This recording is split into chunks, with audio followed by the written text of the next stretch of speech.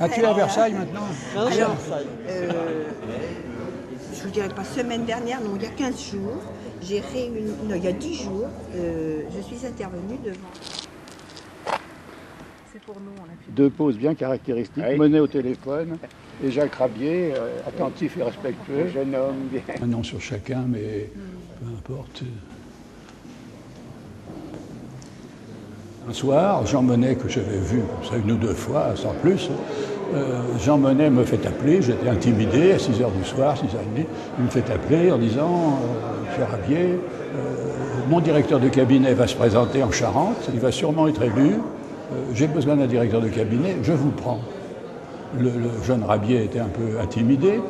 La seule chose à peu près intelligente ou intelligible qu'il a pu dire, c'est « Monsieur, croyez-vous que je ferai l'affaire ?»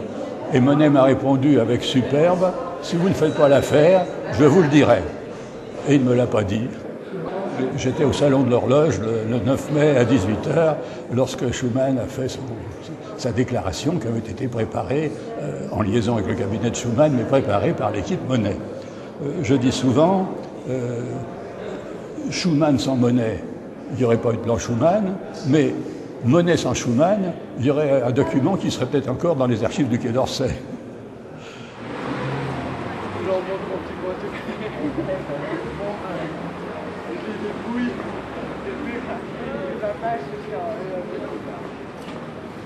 Le service d'information, il est créé à Luxembourg à la communauté du charbon et de l'acier, sous l'autorité, entre guillemets, de Jean Monnet, qui était un homme, non pas du secret, comme on le dit parfois, un homme du discret, c'est-à-dire que tant qu'une décision n'était pas prise par le collège, il fallait évidemment garder le silence, mais à partir du moment où elle était prise, il fallait informer. Monnet était très soucieux de l'information, et quand à Luxembourg il m'a confié la direction de son cabinet, une des tâches qu'il m'a données, c'est non seulement d'établir des rapports écrits remis à la presse, mais d'organiser l'embryon d'un petit service d'information, d'abord à Luxembourg, et très rapidement, on a envoyé ce que j'appelais des missionnaires dans les capitales des autres pays de l'Union européenne, de la communauté charbon et acier, pour informer le public.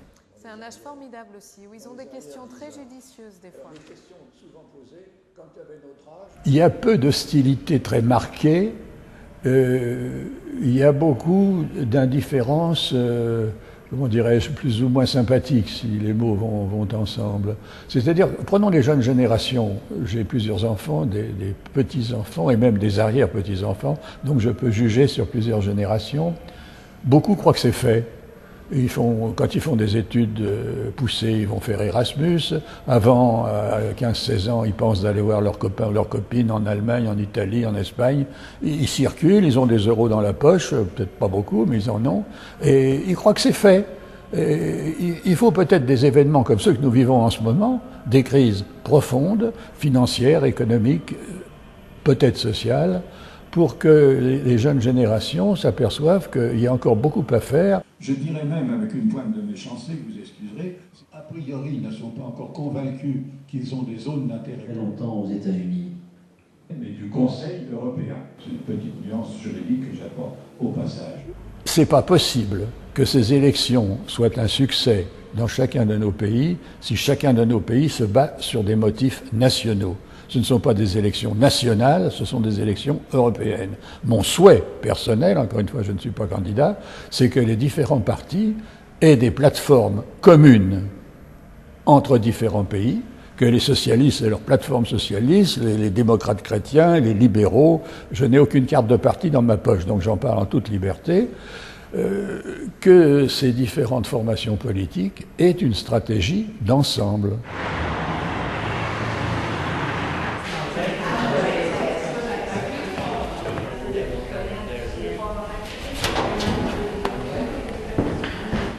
Personnellement, je n'aime pas les opting out. En revanche, j'ai le souci des avant-gardes. Une avant-garde doit pouvoir avancer sur tel ou tel aspect du traité de Lisbonne. Si 12, 10, 15 ou 17 bientôt autour de l'euro veulent aller en avant pour mieux résoudre les problèmes non seulement monétaires mais financiers et économiques, qu'ils aillent en avant. je ne vois pas qu'un convoi sur une route puisse s'aligner durablement sur la vitesse du plus faible. Il faut le respecter, le plus faible. Et s'il ne peut pas suivre le convoi, on fait en sorte qu'il ne soit pas abandonné à son triste sort, mais on ne peut pas faire son bonheur malgré lui. Je souhaite que les Irlandais restent, mais s'ils ne peuvent pas signer, eh bien, ils viendront plus tard. Lorsque nous avons commencé, les Britanniques n'étaient pas dedans. On a commencé à 6.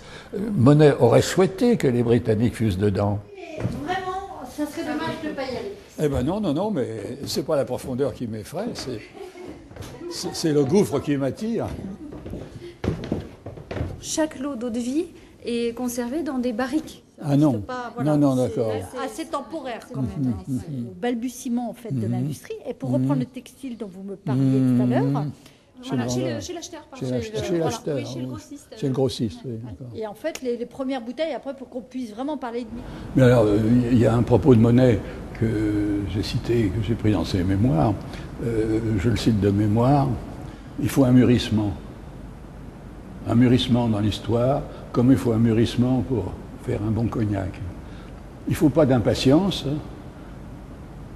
mais il faut savoir ce que l'on veut, vers quel but on tend, et franchir les étapes successives pour que le produit soit bon. Celui-ci est bon. J'espère que l'Europe est un bon produit, j'en suis sûr même. Il faut parfois de la patience.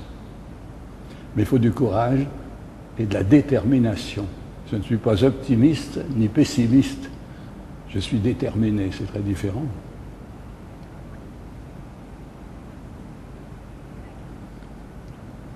La santé de Rognos.